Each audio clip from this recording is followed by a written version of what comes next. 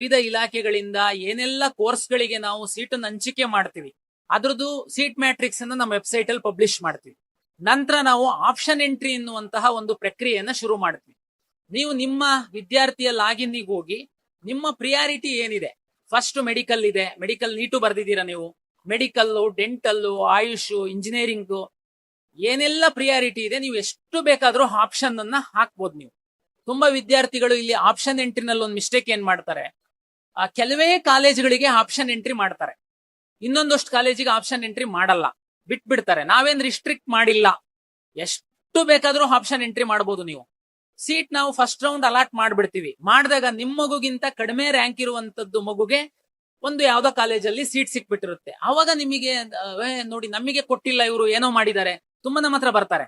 ಅವಾಗ ನಾವು ಮಗುದು ತೆಗೆದು ನೋಡಿದ್ರೆ ಆ ಕಾಲೇಜಿಗೆ ಆ ಮಗು ಆಪ್ಷನ್ ಎಂಟ್ರಿನೇ ಮಾಡಿರಲ್ಲ. ನಾವ್ ಹೆಂಗ್ ಅಲಾಟ್ ಮಾಡಕ್ಕಾಗುತ್ತೆ ನಿಮ್ ಮಗುಗೆ ಇಷ್ಟ ಇದೆ ಅಂತೇಳಿ? ನನ್ ವಿನಂತಿ. ಆಮೇಲೆ ಆಪ್ಷನ್ ಎಂಟ್ರಿ ರಿಸ್ಟ್ರಿಕ್ಷನ್ಸ್ ಇಲ್ಲ. ನೀವು ಇಮ್ಯಾಜಿನ್ ಮಾಡಿ, ಎಷ್ಟು ಕಾಲೇಜು, ಎಷ್ಟು ಬ್ರಾಂಚ್ ಇದೆ, ಮೋರ್ ದೆನ್ 1000 ಆಗ್ಬೋದು ನಿಮ್ದು ಆಪ್ಷನ್ ಎಂಟ್ರಿ ಮಾಡಕ್ಕೆ ಶುರು ಮಾಡಿದ್ರೆ. ಮಾಡಿ, ನೀವು ಸಿಗುತ್ತೆ. ಪ್ರಿಯಾರಿಟಿ ಮಾಡಿ.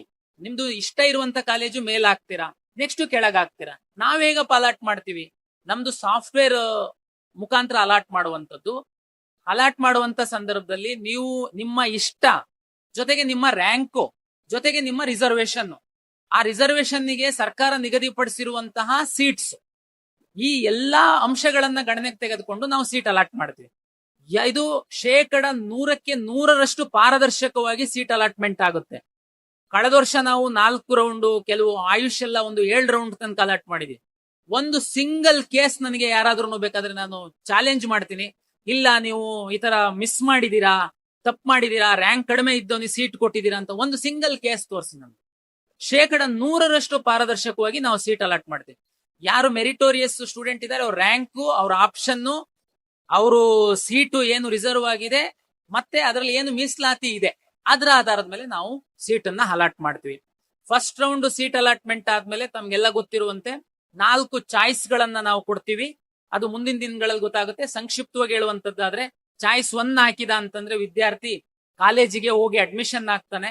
ಕೆಲವರಿಗೆ ನಿಮಗೆ ವೆಯ್ಟ್ ಮಾಡುವಂತದ್ದಿರುತ್ತೆ, ಇಲ್ಲ ನೆಕ್ಸ್ಟ್ ರೌಂಡ್ ತನಕ ವೆಯ್ಟ್ ಮಾಡಿದ್ರೆ ಕೆಲವರು ಆಲ್ ಇಂಡಿಯಾದಲ್ಲಿ ಮೆಡಿಕಲ್ಗೆ ಬಿಟ್ಟು ಹೋಗ್ಬಿಡ್ತಾರೆ, ಅದು ನಮಗೆ ಸೀಟ್ ಸಿಕ್ಬೋದು ಅಂತೇಳಿ ಅವರು ಚಾಯ್ಸ್ 2 ಹಾಕಿ ಸೆಕೆಂಡ್ ರೌಂಡಿಗೆ ಸಹ ಬರ್ಬೋದು. ಹೆಂಗ್ ಹೆಲ್ಪ್ ಆಗುತ್ತೆ ಸೆಕೆಂಡ್ ರೌಂಡಿಗೆ ಬಂದ್ರೆ?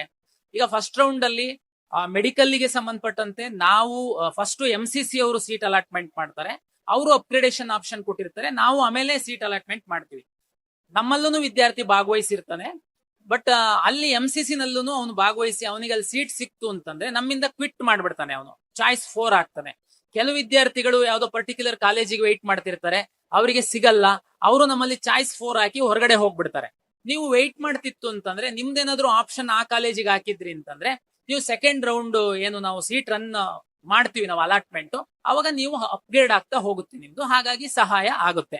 ಹಾಗಾಗಿ ಈ ಆಪ್ಷನ್ ಎಂಟ್ರಿ ಮತ್ತಿದು ಏನ್ ತುಂಬಾ ದೊಡ್ಡ ರಾಕೆಟ್ ಸೈನ್ಸ್ ಇಲ್ಲ. ನೀವು ಇದಕ್ಕೋಸ್ಕರ ಬೇರೆ ಬೇರೆಯವರಿಗೆ ದುಡ್ಡು ಕೊಟ್ಟು ದುಡ್ಡು ಕಳ್ಕೊಂಡು, ಕಳೆದ ವರ್ಷ ಆಗಿದೆ, ಏನಾಗಿದೆ, ತುಂಬಾ ವಿದ್ಯಾರ್ಥಿಗಳು ಸೈಬರ್ ಸೆಂಟರ್ ಮೇಲೆ ಡಿಪೆಂಡ್ ಆಗ್ಬಿಟ್ಟಿದ್ದೀರಾ.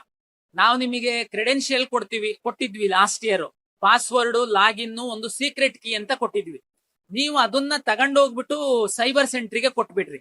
ಅವನೇ ಡಿಸೈಡ್ ಮಾಡ್ತಾನೆ ನಿಮಗೆ ಯಾವ ಕಾಲೇಜ್ ಹಾಕ್ಬೇಕು ಅಂತನ್ನುವಂಥದ್ದು. ನನಗೊಂದು ಪ್ರಕರಣ ಬಂತು, ಅವನು ಯಾವ್ದೋ ಒಬ್ರು ಜೊತೆ ಟೈಅಪ್ ಆಗಿದ್ದಾನೆ, ನರ್ಸಿಂಗ್ ಕಾಲೇಜಿಗೆ ಹಾಕಿದ್ದಾನೆ ಫಸ್ಟ್ ಆಪ್ಷನ್. ಆ ಹುಡುಗಿಗೆ ಯೋಗ ಮತ್ತೆ ನ್ಯಾಚುರೋಪತಿ ಮಾಡುವಂತ ಆಸೆ ಇದೆ. ಅವಳಕ್ಕಿಂತನೂ ಅವಳ ಫ್ರೆಂಡ್ಸ್ ಕಡಿಮೆ ರ್ಯಾಂಕ್ ಇದ್ದವರಿಗೆ ಕಾಲೇಜ್ಗಳು ಸಿಕ್ಕಿದೆ, ಇವಳಿಗೆ ಸಿಕ್ಕಿಲ್ಲ. ಆದ್ರೆ ಅವನು ಇವಳಿಗೆ ನಾನು ಚಾಯ್ಸ್ 3 ಹಾಕ್ಬಿಟ್ಟು ಅದನ್ನ ಬಿಟ್ಟು ನೆಕ್ಸ್ಟ್ ರೌಂಡಿಗೆ ಬಾ ಅಂದ್ರೆ ಸೈಬರ್ ಸೆಂಟರ್ ಅವನು ಹೋಗ್ತಾ ಇಲ್ಲ ಅಂತ. ಇಲ್ಲ ನೀನು ಈ ಕಾಲೇಜಿಗೆ ಹೋಗಿ ಅಡ್ಮಿಷನ್ ಆಗುವ, ಈ ತರದ್ದು ಪರಿಸ್ಥಿತಿನೂ ಇದೆ. ಅದಕ್ಕೆ ನೀವು ನಿಮ್ಮ ಒಂದು ಅಧಿಕಾರ, ಲಾಗಿನ್, ಪಾಸ್ವರ್ಡ್, ಸೀಕ್ರೆಟ್ ಕೀನ ಬೇರೆಯವರಿಗೆ ಕೊಡೋದು ಯಾಕೆ? ಇದು ತುಂಬಾ ಕಷ್ಟ ಇಲ್ಲ, ತುಂಬಾ ಸಿಂಪಲ್ ಇದೆ. ಸ್ವಲ್ಪ ತಾಳ್ಮೆ ಬೇಕಷ್ಟೇನೆ. ಮತ್ ನಿಮ್ ಎಲ್ಲ ವಿದ್ಯಾರ್ಥಿಗಳು PUC ಸೈನ್ಸ್ ಓದಿರುವಂತವ್ರು, ಇಂಗ್ಲಿಷ್ ಬರುವಂತವ್ರು, ಸ್ವಲ್ಪ ಕಂಪ್ಯೂಟರ್ ಜ್ಞಾನ ಇರುವಂತವ್ರು, ತಾಳ್ಮೆಯಿಂದ ಕೂತ್ಕೊಂಡ್ರೆ ನೀವೇನೆ ಇದನ್ನ ಮಾಡುವಂತದಕ್ಕೆ ಅವಕಾಶ ಇದೆ. ಈ ಬಾರಿ ನಾವು ಈ ತರದ್ದೆಲ್ಲ ನೀವು ಬೇರೆ ಬೇರೆಯವರಿಗೆ ಲಾಗಿನ್, ಪಾಸ್ವರ್ಡ್ ಎಲ್ಲ ಕೊಟ್ಟು ಅವರು ನಿಮ್ಮ ಹೆಸರಲ್ಲಿ ಬೇರೆ ಬೇರೆಯವರಿಗೆಲ್ಲ ಏನೇನೋ ಸ್ವಲ್ಪ ಗೊಂದಲ ಮಾಡಿ ತೊಂದರೆ ಮಾಡಿದ್ರು ಅನ್ನುವಂತ ಹಿನ್ನೆಲೆಯಲ್ಲಿ ನಾವು ಈ ಸರಿ KEA ಇಂದ ಒಂದು ಹೊಸ ತಂತ್ರಜ್ಞಾನವನ್ನ ಸಹ ತಂದಿದೀವಿ. ಈ ತರ ಯಾರು ಮಧ್ಯವರ್ತಿಗಳು ನಿಮ್ಮ ಹೆಸರಲ್ಲಿ ವಿದ್ಯಾರ್ಥಿಗಳ ಹೆಸರಲ್ಲಿ ಆಟ ಆಡುವಂತದಕ್ಕೆ ಅವಕಾಶ ಕೊಡಲ್ಲ ಈ ಬಾರಿ. ತಮ್ಗೆಲ್ಲ ಗೊತ್ತಿದೆ. ಈಗಾಗ್ಲೇನೆ ನೀವು ಅರ್ಜಿ ಹಾಕುವಂತ ಸಂದರ್ಭದಲ್ಲಿ ಫೋಟೋ ಹಾಕಿದೀರಾ. ನಿಮ್ಮ ಫೋಟೋವನ್ನ ಆಧರಿಸಿ ನಾವು ಪರೀಕ್ಷಾ ಕೇಂದ್ರಕ್ಕೆ ಬಂದಾಗ ನಿಮ್ಮ ಫೇಸ್ ಕ್ಯಾಪ್ಚರ್ ಮಾಡಿ ನಾವು ಒಳಗಡೆ ಬಿಟ್ಟಿದೀವಿ. ಯಾರು ಪರೀಕ್ಷೆ ಬರೆದಿದ್ದೀರಾ ತಮ್ಗೆ ಗೊತ್ತಿದೆ. ನೀವೇನೆ ಪರೀಕ್ಷೆ ಬರೆದಿದ್ದೀರಾ ಅಂತನ್ನುವಂಥದ್ದು ನಾವಲ್ಲಿ ಖಾತ್ರಿ ಮಾಡ್ಕೊಂಡಿದೀವಿ. ನೆಕ್ಸ್ಟ್ ಸಹ ಆಪ್ಷನ್ ಎಂಟ್ರಿ ಮಾಡುವಂತಹ ಸಂದರ್ಭದಲ್ಲಿ ಸಹ ನಿಮ್ಮ ಮುಖವನ್ನ ವೆಬ್ ಕ್ಯಾಮ್ ಅಲ್ಲಿ ತೋರಿಸಿದ್ರೆ ಮಾತ್ರ ನಿಮ್ ಲಾಗಿನ್ ಓಪನ್ ಆಗುತ್ತೆ. ನಿಮ್ಮ ಮೊಬೈಲಿಗೆ OTP ಬಂದು ನೀವು ಅದನ್ನ ಎಂಟ್ರಿ ಮಾಡಿದ್ರೆ ಮಾತ್ರ ನಿಮ್ ಲಾಗಿನ್ ಓಪನ್ ಆಗುತ್ತೆ. ನೀವು ಅವಾಗ ಆಪ್ಷನ್ ಎಂಟ್ರಿ ಮಾಡ್ತೀರಾ. ಅದನ್ನ ಅಷ್ಟಕ್ಕೆ ನಾವು ಬಿಟ್ಟಿಲ್ಲ. ನೆಕ್ಸ್ಟ್ ನಿಮಗೆ ಸೀಟು ಅಲಾಟ್ ಆಯ್ತು, ನಿಮ್ಮ ಫೇವ್ರೇಟ್ ಕಾಲೇಜ್ ಒಂದು ಸೀಟ್ ಅಲಾಟ್ ಆಯ್ತು. ಈಗೇನಾಗ್ತಿತ್ತು, ಸೀಟ್ ಅಲಾಟ್ ಆದ್ಮೇಲೆ ನೀವು ನಮಗೆ ದುಡ್ಡು ಕಟ್ಟಬೇಕು. ದುಡ್ಡು ಕಟ್ಟಿದ್ಮೇಲೆ ನಿಮಗೆ ಅಡ್ಮಿಷನ್ ಟಿಕೆಟ್ ಡೌನ್ಲೋಡ್ ಆಗುತ್ತೆ. ಅಡ್ಮಿಷನ್ ಟಿಕೆಟ್ ಡೌನ್ಲೋಡ್ ಆದ್ಮೇಲೆ ನೀವು ಕಾಲೇಜಿಗೆ ಹೋದ್ರಾ ಬಿಟ್ರಾ, ನಿಮ್ ಪರವಾಗಿ ಬೇರೆಯವರು ಹೋದ್ರಾ, ಇದೆಲ್ಲ ಸ್ವಲ್ಪ ಗೊಂದಲ ಇತ್ತು. ನಾವ್ ಈ ಸರಿ ಏನ್ ಮಾಡಿದೀವಿ, ನಿಮಗೆ ಫೇವ್ರೇಟ್ ಕಾಲೇಜ್ ಅಲಾಟ್ ಆಗಿದೆ. ಈಗ ನೀವು ಚಾಯ್ಸ್ 1 ಹಾಕಿದೀರಾ, ಫೀಸ್ ನಮಗೆ ಕಟ್ತೀರಾ. ನಿಮಗೆ ಅಡ್ಮಿಷನ್ ಕನ್ಫರ್ಮೇಶನ್ ಸ್ಲಿಪ್ ಅಂತ ಜನರೇಟ್ ಮಾಡ್ತೀವಿ. ನೀವು ಆ ಸ್ಲಿಪ್ ತಗೊಂಡ್ರೆ ಅದರಲ್ಲಿ ನಾವು ಹೇಳ್ಬಿಡ್ತೀವಿ, ನೀವು ದಿನಾಂಕ ಇಷ್ಟರೊಳಗಡೆ ನೀವು ಕಾಲೇಜಿಗೆ ಮೂಲ ದಾಖಲೆಗಳನ್ನ ತೆಗೆದುಕೊಂಡು ಕೊಟ್ಟು ಅಡ್ಮಿಷನ್ ಆಗಿ ಅಂತ. ನೀವು ಕಾಲೇಜಿಗೆ ಹೋಗ್ಬೇಕು ಫಿಸಿಕಲಿ.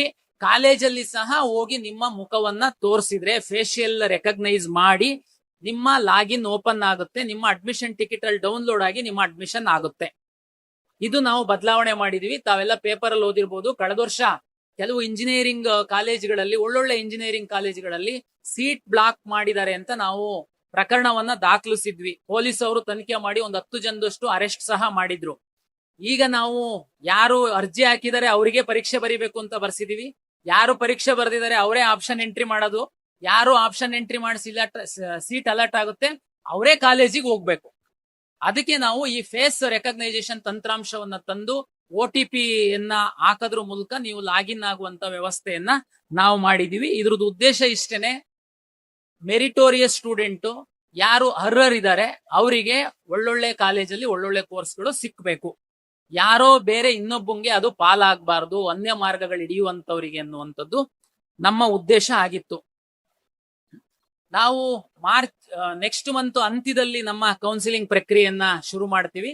ನಾವು ರೌಂಡ್ ವಾರು ನಾವು ಮಾಡ್ತೀವಿ. ಸಂಪೂರ್ಣ ನಿಮಗೆ ಮಾಹಿತಿಯನ್ನ ನಾವು ವೆಬ್ಸೈಟ್ ಮೂಲಕ ಕೊಡ್ತೀವಿ. ಮತ್ತೆ ದಾಖಲೆ ಪರಿಶೀಲನೆ ಬಗ್ಗೆ ಒಂದು ಬಿಟ್ಟೋಗಿತ್ತು. ನಾನು ಯಾರು ನಮ್ಮ ಕನ್ನಡಿಗರು, ಕರ್ನಾಟಕದವರು ಕ್ಲಾಸ್ ಏನಲ್ಲಿ ಬರ್ತೀರಾ ನಿಮ್ದು ನಾನು ಹೇಳಿದೆ, ಬಹುತೇಕ ನೀವು ಡಾಕ್ಯುಮೆಂಟ್ ವೆರಿಫಿಕೇಶನ್ ಕಾಲೇಜಲ್ಲೇನೆ ಮಾಡ್ಸಿರ್ತೀರಾ. ಈ ಕೆಲವೊಂದು ವಿಶೇಷ ಕೆಟಗರಿಗಳು ಇದೆ.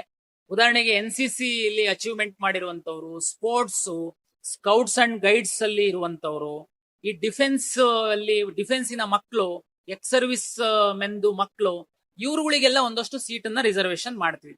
ಸ್ಪೋರ್ಟ್ಸ್, NCC, ಡಿಫೆನ್ಸ್ ಎಲ್ಲರಿಗೆ ಸೀಟ್ಗಳು ರಿಸರ್ವ್ ಆಗಿರುತ್ತೆ. ಅದು ಬೇಕು ಅಂತಂದ್ರೆ ಅವರು ಆ ಕೆಟಗರಿನಲ್ಲಿ ಬರ್ತಾರ ಅನ್ನುವಂಥದ್ದನ್ನ ವೆರಿಫಿಕೇಶನ್ ಮಾಡಿಸ್ಬೇಕು.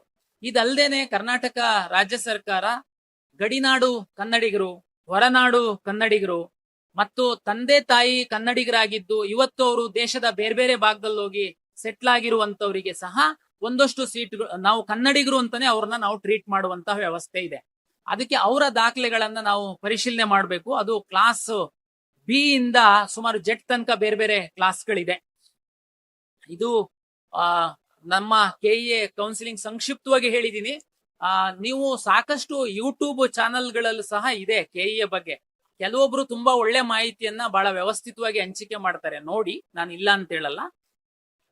ಜೊತೆಗೆ KEA ಇಂದನೂ ಸಹ ನಾವು ನಿಮಗೆ ಕಾಲ ಕಾಲಕ್ಕೆ ಏನು ನಮ್ಮ ಅಧಿಕೃತವಾದ ಮಾಹಿತಿ ಇದೆ, ಏನು ಪೋಷಕರು ವಿದ್ಯಾರ್ಥಿಗಳು ಮಾಡಬೇಕು ಅನ್ನುವಂಥದ್ದನ್ನ ಸಹ ನಾವು ಸಹ ನಿಮಗೆ ನಮ್ಮ ಒಂದು KEA ಯೂಟ್ಯೂಬ್ ಚಾನೆಲ್ ಮುಖಾಂತರ ಸಹ ನಾವು ಪಬ್ಲಿಷ್ ಮಾಡ್ತೀವಿ.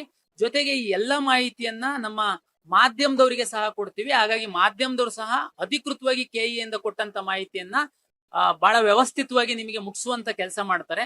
ಹಾಗಾಗಿ ನಾನು ನಿಮಗೆ ಕಳಕಳಿಯಿಂದ ವಿನಂತಿ ಮಾಡಿಕೊಳ್ಳುವಂತದ್ದೇನು ಅಂತಂದ್ರೆ, ನೀವು ಅಧಿಕೃತವಾಗಿ ಕೊಡುವಂತಹ ಮಾಹಿತಿಯನ್ನ ನಂಬಿ ತುಂಬಾ ಜನ ಈಗ ನಿಮಗೆ ಫೋನ್ ಮಾಡ್ತಾರೆ, ನಿಮಗೆ ಕಾಂಟ್ಯಾಕ್ಟ್ ಮಾಡೋದು ಟ್ರೈ ಮಾಡ್ತಾರೆ, ಮಿಸ್ಗೈಡ್ ಮಾಡ್ತಾರೆ.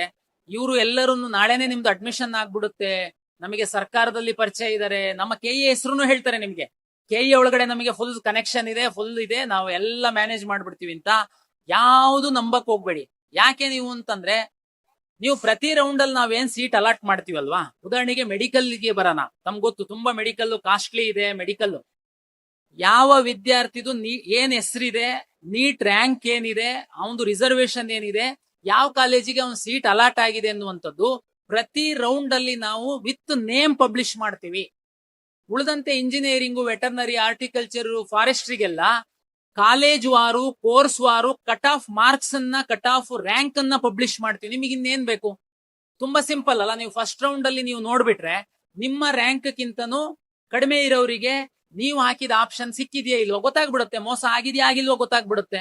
ಇಷ್ಟು ಟ್ರಾನ್ಸ್ಪರೆಂಟ್ ಆಗಿ ನಾವು ಮಾಡ್ತೀವಿ. ಹಾಗಾಗಿ ನೀವು ಮಧ್ಯವರ್ತಿಗಳನ್ನ, ಇವ್ರನ್ನ ನಂಬೋದಕ್ಕೆ ಹೋಗ್ಬೇಡಿ. ಬಹಳ ಪಾರದರ್ಶಕವಾಗಿ ನಾವು ಸೀಟನ್ನು ಅಲಾಟ್ ಮಾಡ್ತೀವಿ. ಬಡ ಮಕ್ಕಳಿಗೆ, ಮೆರಿಟೋರಿಯಸ್ ಮಕ್ಕಳಿಗೆ ಎರಡಕ್ಕೂ ನಮ್ಮಲ್ಲಿ ಅವಕಾಶ ಇದೆ. ಬಡ ಮಕ್ಕಳಿಗೆ ರಿಸರ್ವೇಶನ್ ಇದೆ, ಮೆರಿಟೋರಿಯಸ್ ಮಕ್ಕಳಿಗೆ ನಿಮಗೆ ಗೊತ್ತು ಜನರಲ್ ಮೆರಿಟ್ ಸೀಟ್ ಇದೆ. ಹಾಗಾಗಿ ಅತ್ಯಂತ ಹೆಚ್ಚು ಸೀಟು ನಮ್ಮ ಹತ್ರ ಇದೆ ಕೆಎ ಮುಖಾಂತರ ಅಲಾಟ್ ಮಾಡುವಂತದ್ದು.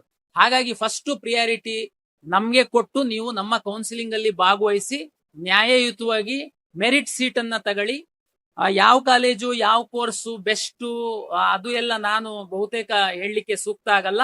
ತಾವು ಎಕ್ಸ್ಪೋದಲ್ಲಿ ಸಹ ಸಾಕಷ್ಟು ಕಾಲೇಜ್ ಇದೆ, ತಾವು ನೋಡಿ ಸ್ಟಡಿ ಮಾಡಿ ಯಾವ್ದಕ್ಕೆ ಫ್ಯೂಚರ್ ಇದೆ, ಯಾವ್ದು ನಿಮಗೆ ಇಂಟ್ರೆಸ್ಟ್ ಇದೆ. ಪೇರೆಂಟ್ಸು ತುಂಬಾ ಒತ್ತಾಯ ಮಾಡಿ ನಮ್ದು ಫೋರ್ಸ್ಫುಲಿ ಅವರಿಗೆ ಸೀಟ್ ಅಲಾಟ್ ಮಾಡಿಸುವಂತದ್ದು. ಲಾಸ್ಟ್ ಟೈಮು ಆ ಮಗುಗೆ ತುಂಬಾ ಹಠ ಮಾಡಿ ಒಂದು ಕಾಲೇಜಿಗೆ ಸೇರಿಸಿ ಕೊನೆಗೆ ಸೀಟು ನನಗೆ ಬೇಡ ಅಂತ ಬಂದ್ರೆ, ನಮ್ಮಲ್ಲಿ ಏನಂದ್ರೆ ಲಾಸ್ಟ್ ರೌಂಡ್ ಆದ್ಮೇಲೆ ಏನಾದ್ರು ನೀವು ಇಂಜಿನಿಯರಿಂಗ್ ಸೀಟ್ ಕ್ಯಾನ್ಸಲ್ ಮಾಡಿಸ್ತೀವಿ ಅಂತ ಬಂದ್ರೆ ಫೀಸು ಪ್ಲಸ್ 5 ಟೈಮ್ಸ್ ಫೈನ್ ಹಾಕ್ತಿವಿ. ತುಂಬಾ ಬಡವರು ಇತ್ತು ಅಂತಂದ್ರು ನಿಯಮದಲ್ಲಿ ಅವಕಾಶ ಇಲ್ಲ. ಕೇಳಿದ್ರೆ ಇಲ್ಲ ನಮ್ಮ ಅಪ್ಪ ಫೋರ್ಸ್ ಮಾಡಿ ಕೊಡ್ಸಿದ್ರು, ಸೇರಿದೆ ಬಟ್ ನನಗೆ ಇಷ್ಟ ಇಲ್ಲ ಅದು. ಹಾಗಾಗಿ ಮಕ್ಕಳು ಪೂರ್ತಿ ಮಕ್ಕಳನ್ನೇ ಡಿಸೈಡ್ ಮಾಡ್ತಾರೆ ಅಂತಾನು ನಾನು ಹೇಳಲ್ಲ. ಯಾಕೆಂದ್ರೆ ನೀವು ತುಂಬಾ ಅನುಭವ ಇರುವಂತ ಜ್ಞಾನಿಗಳೇನಾಗಿರಲ್ಲ. ಹಾಗಾಗಿ ತಂದೆ ತಾಯಿ ಮಗು ಇಂಟ್ರೆಸ್ಟ್ ಅನ್ನು ಗಣನೆಗೆ ತೆಗೆದುಕೊಂಡು ಮಗು ಜೊತೆ ಕೂತು ಅವರ ಮಗುನ ಭವಿಷ್ಯದ ದೃಷ್ಟಿಯಿಂದ ಒಂದು ಕೋರ್ಸ್ ಅನ್ನ, ಕಾಲೇಜನ್ನ ಆಯ್ಕೆ ಮಾಡಿ ನಿಮಗೆ ಖಂಡಿತ ಒಳ್ಳೇದಾಗುತ್ತೆ. ನಾವು ನಿಮ್ಮೊಟ್ಟಿಗಿದ್ದೀವಿ. ಪ್ರತಿ ಹಂತದಲ್ಲಿ ತಮ್ಗೆ ಮಾಹಿತಿಯನ್ನ ಕೊಡ್ತೀವಿ ಅಂತ ಹೇಳ್ತಾ, ನಿಮ್ಮ ನೇರವಾಗಿ ಪೋಷಕರು ಮತ್ತು ವಿದ್ಯಾರ್ಥಿಗಳಿಗೆ ಕೆಇಯ ಒಂದು ಕರ್ನಾಟಕ ಪರೀಕ್ಷಾ ಪ್ರಾಧಿಕಾರದ ಕೌನ್ಸಿಲಿಂಗ್ ಪ್ರಕ್ರಿಯೆಯ ಕುರಿತು ಸಂಕ್ಷಿಪ್ತವಾಗಿ ಹೇಳುವಂತದ್ದಕ್ಕೆ ಒಂದು ವೇದಿಕೆಯನ್ನು ಒದಗಿಸಿಕೊಟ್ಟಂತಹ ಪಬ್ಲಿಕ್ ಟಿವಿಗೆ ನಾನು ಪ್ರಾಧಿಕಾರದ ವತಿಯಿಂದ ಅಭಿನಂದನೆಗಳನ್ನ ಸಲ್ಲಿಸುತ್ತಾ, ಅವಕಾಶಕ್ಕಾಗಿ ಮತ್ತೊಮ್ಮೆ ತಮಗೆ ಹಾಗೂ ಪಬ್ಲಿಕ್ ಟಿವಿಗೆ ಅಭಿನಂದನೆಗಳನ್ನ ಸಲ್ಲಿಸಿ ನನ್ನ ಮಾತನ್ನ ಮುಕ್ತಾಯಗೊಳಿಸ್ತೀನಿ. ಧನ್ಯವಾದಗಳು.